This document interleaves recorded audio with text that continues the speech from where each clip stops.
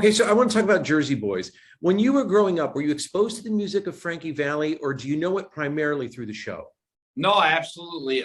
Okay, so I grew up on this music. My parents actually took me to see Frankie Valli when I was about 5 years old.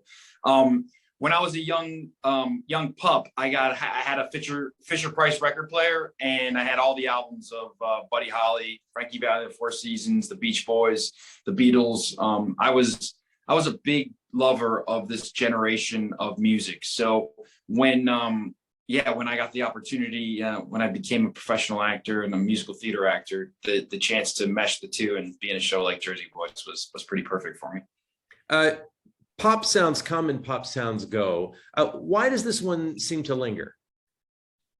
The music of the Four Seasons, you mean? Yes. Well, they span the generations. The thing is, they started off as, doo-wop under the street lamp, and they moved into this.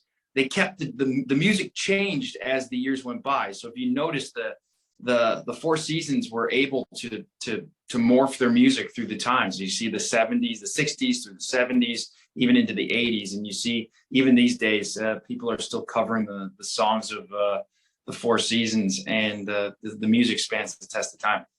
The original production of Jersey Boys was just a phenomenon on Broadway, and a good part of that was that the theater-going public was just at the right age to appreciate remembering those days.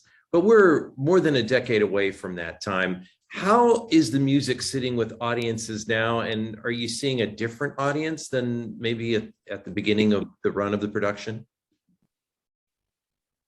Yeah, I think it's, I've been kind of blown away by the amount of generations that are drawn to this music. I think when we hit Beggin' in the second act, Beggin' is a real popular cover song there's out now of Beggin', and then all the young kids love it.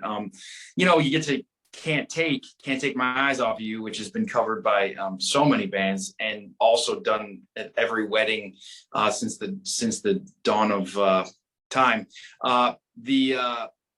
You notice in that moment in the audience, what people say is that you see like a couple join hands, like an elderly couple sometimes that's in the audience. You see them just hold hands at that moment when Can't Take starts, and you know that it's just reached every generation of people, and it sits. I think what helps this show is the script. The story of these guys is just so truthful and real, the way it was written by Rick Ellis and Marshall Brickman. They did such a great job with a brilliant job at telling the story in a way that is just the audience eats it up. It looks like it would be an awful lot of fun to be in. Is that true? It is. For me, I absolutely love it, like, more than any show I've ever done. It's just a blast every night to go on this ride. To play Tommy DeVito is an amazing ride itself as the character, because the show is brilliant in a way. They build it through 4 seasons, because we are the 4 seasons, and I get to be the first season. Tommy starts the show, and he's the season that gets to the audience first. And each of the 4 seasons, Tommy, Bob, Nick, and Frankie each get to take a season of the show, which we split into 4 seasons, and we each get to narrate. So we each get to tell our side of the story during that season. So what's really cool about Tommy is, Tommy gets to get the audience first. So I come out at the very top of the show, and I get to tell them my side of the story before everybody else.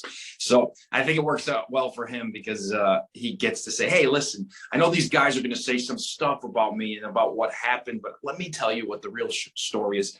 I was the real leader of the band. That's kind of Tommy's outlook on the show. So it's really fun to watch. It's fun to see it unfold every night. I've done a number of reports on Jersey Boys, and I've seen a number of productions. And here's a question I've always forgotten to ask, and is the choreography for the group, not just in general on stage, are those based on real moves, or are they sort of, I don't know, finessed a bit for the production? You know what? The moves that we do, Sergio Trujillo created them for the Broadway show. So there are Broadway choreography. We do every production of Jersey Boys that was choreographed is by the original producers is done with the same choreography.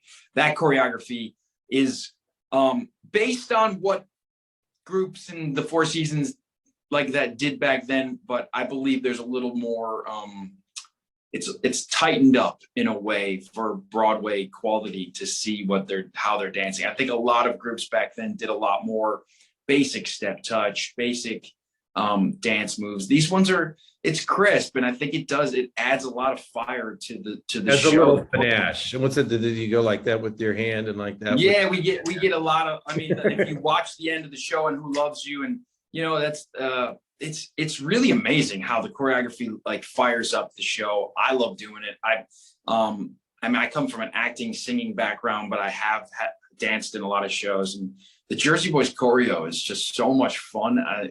I often have students and people asking me to teach them moves and how do you do how it's very specific too. It's very specific and done. Sergio is a brilliant choreographer, and what he did to create this show.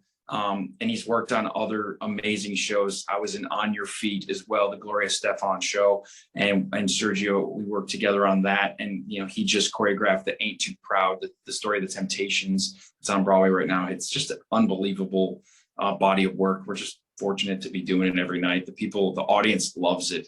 They jump out of their feet, they jump out of their seats every night, and yeah, it feels like we transport them right back to 1961 every night, right? That's fantastic. Thank you so much.